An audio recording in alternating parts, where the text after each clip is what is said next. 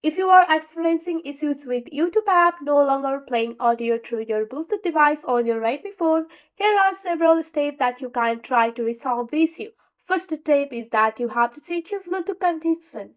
Ensure Bluetooth is connected. Go to your phone Bluetooth setting here.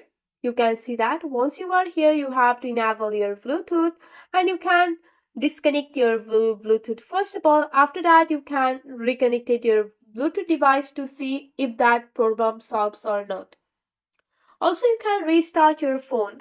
A simple restart can also fix many audio related issues. Also, if you have used your Bluetooth device like your headset, speaker, you can turn off the device and then turn on your Bluetooth device to ensure it is working properly or not. Also, you can check your YouTube audio setting. So you can check your phone audio output setting. You have to navigate to your device setting here, scroll down and go on your sound and vibration. Once you are on your sound and vibration of your Redmi device, so here you have to check your media output setting to ensure it is set to the Bluetooth or connect audio output.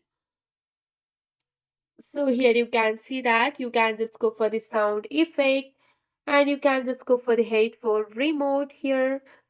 You can go back and here you have to just go and pop your media volume like this. So if you have your developer option enabled, whether any of the settings are affecting your audio routing too. So if you haven't enabled your desktop mode, you have to navigate to your about phone. Here on your about phone, here you have to tap on your Yamaha UI version 7 times to enable your developer option. So so here you have to just go for your Yamaha UI version. So here you can see that I'm already a developer. If you're not, then you can just go and tap on that option several 7 times. Also, you can navigate to your app here. Once you are on your app, just go for the manage app option and navigate to your YouTube. Once you are on your YouTube app here,